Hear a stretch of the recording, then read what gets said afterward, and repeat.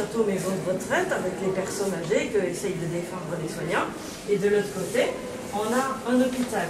Donc, aux côtés du Covid, il y a des divinités de différentes cultures qui sont associées aux maladies. Comme ça, dans la mythologie grecque, ça s'appelle un nosoi, c'est un méchant esprit des maladies.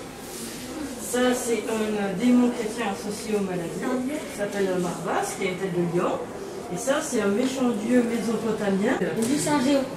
Et lui, c'est un gentil, c'est un dieu associé aux plantes médicinales et à la médecine. Oui, parce que regarde, il a une jambe normale et une jambe plante. Et pourquoi d'ailleurs? Parce que les gens aujourd'hui luttent contre la maladie et luttent contre le virus. Donc, pour représenter la lutte contre le virus, j'ai fait une guerre géante. Attendez, pourquoi là, ils se battent et là, c'est calme? Eh, ça va. Parce que là, par exemple, ici, c'est un endroit à Paris qui existait vraiment pendant le premier confinement, qui s'appelait la pharmacie d'Elpech, où ils ont transformé un coin de Paris, une rue, en laboratoire de gel hydroalcoolique. Ils distribuaient du gel pour les soignants et les gens pour qu'ils puissent se protéger du virus. C'est une oui, c'est une déesse indienne qui s'appelle Mariamman, qui peut être gentille ou méchante, dans le sens où elle peut protéger des maladies, mais quand elle est fâchée, elle peut les distribuer.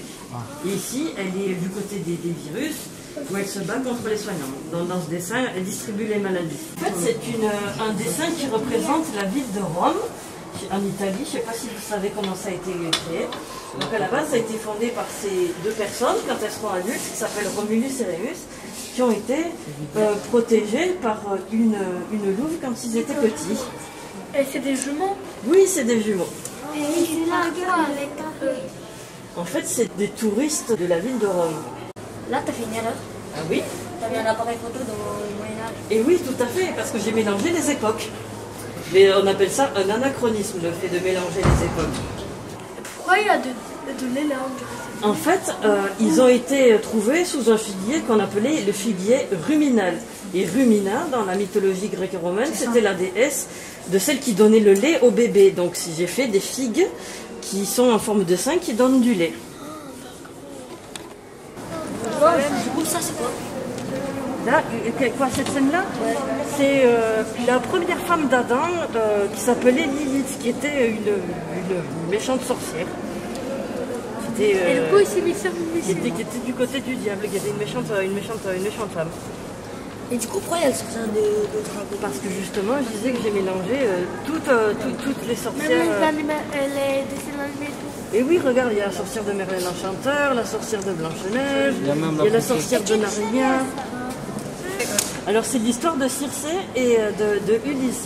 En fait, Circé, elle n'était pas contente, enfin, elle a transformé les copains de Ulysse en cochon, et Ulysse, il n'est pas content, il lui dit « Mais qu'est-ce que t'as fait à mes copains? Pourquoi ils sont en cochon ?» Là, ben, c'est la nièce de Circé qui a, en gros, elle a menti aux jeunes filles qu'il y a derrière le chaudron, où elle a fait croire qu'elle pouvait faire revivre leur papa si elle le coupait dans un chaudron et qu'elle le mettait dedans. Sauf qu'en fait, c'était pas vrai.